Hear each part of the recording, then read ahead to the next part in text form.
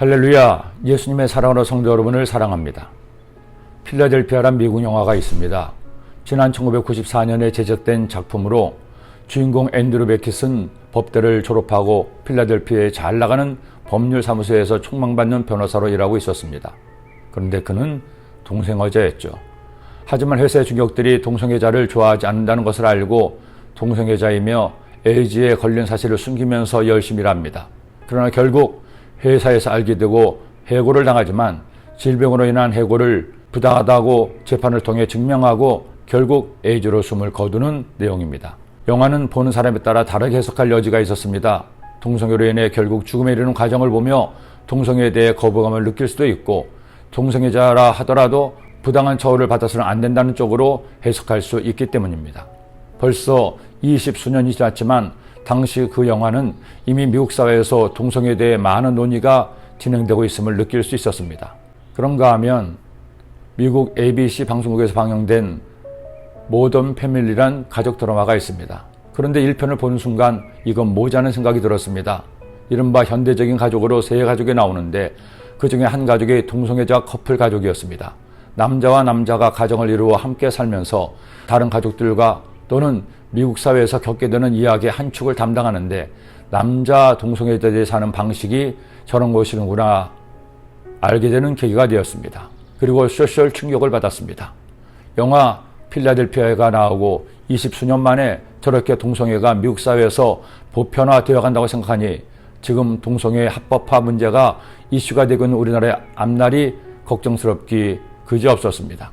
우리나라도 20년 후에 저런 상황이 될까 생각하니 마음이 많이 무거웠습니다. 사실 이런 동성애는 요즘에만 있었던 이슈가 아닙니다. 인류 역사 이래로 동성애는 은밀하게 진행되고 있었고 로마 시대나 그리스 사회에서도 일반적인 현상이기도 했습니다. 그 동성애의 가장 오래된 기록이 오늘 말씀에 나옵니다. 두 천사가 하나님의 명에 따라 소돔성에 도착했습니다. 그런데 마침 롯이 성문 앞에 있다가 그들을 발견하고는 삼촌 아브라함처럼 그들을 접대하겠다고 하고는 그들을 집으로 데려가 식사를 대접합니다. 아브라함의 착한 오지랖이 롯에게도 전염이 된 것이죠. 그리고 정말 다행히 그 착한 오지랖으로 인해 롯은 심판에서 살아남게 됩니다. 그런데 두 남자가 롯의 집에 머물렀다는 소식이 알려지자 소돔성의 사람들이 롯의 집에 쳐들어와 이렇게 말합니다. 롯을 부르고 그에게 이르되 오늘 밤에 내게 온 사람들이 어디 있느냐 끌어내랴. 우리가 그들을 상관하리라. 남자들을 상관하겠다는 것입니다. 이 상관하다의 뜻의 히브리 단어는 야다인데 경험을 통해 아는 것이라는 말로 여기서는 성관계를 가리키는 말이었습니다. 그것도 개인이 아니라 단체로 두 남자들이 집단적으로 강제로 관계를 갖겠다는 것이었습니다. 소돔성의 멸망의 원인 중에 하나가 바로 이런 동성애와 강제로 욕보이려는 오직 쾌락에 빠진 그들의 악함이었던 겁니다. 교회가 동성애에 반대하는 것은 동성애자를 차별하거나 그들을 비판하려는 것이 아닙니다. 교회는 그리스도인은 누구도 판단하거나 비판할 수 없습니다. 주님이 그것을 금하셨기 때문이죠. 그러나 하나님을 믿는 사람으로서 그들이 모인 공동체인 교회로서 하나님의 말씀에 반대되는 것에 동의를 할 수 없기 때문입니다. 하나님은 남자와 여자를 만드시고 남자와 여자가 사랑을 하고 가정을 이루어 생육하고 번성하며 하나님을 경외하며 살기 원하셨습니다. 남녀의 사랑은 단순히 쾌락만을 위한 것이 아닙니다. 남녀의 사랑의 본질은 가정을 이루어 서로 사랑하면서 하나님의 뜻을 이루어가는 것이고, 성적인 쾌락은 하나님 허락하신 부수적인 선물입니다.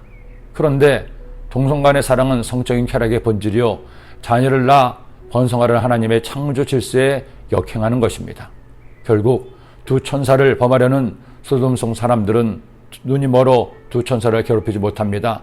그리고 그들은 그들의 죄로 인해 멸망당합니다. 저는 우리나라 대한민국이 건전한 가정을 축복하고 인정하는 나라가 되기를 기도합니다. 동성애 유혹에 노출된 이들이 주님의 창조 명령대로 이성에 대한 사랑이 회복되기를 기도합니다.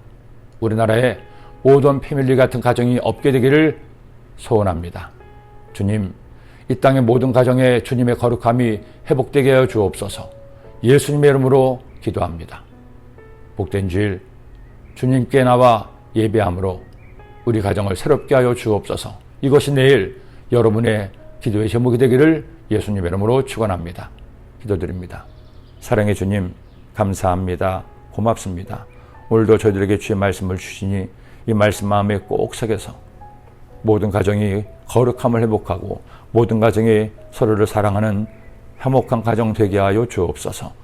동성의 유혹에 더 이상 빠지지 않게 하여 주시고 진정한 사랑을 깨닫고 나누는 모든 주의 백성들, 이 땅의 젊은이들 되게 하여 주옵소서.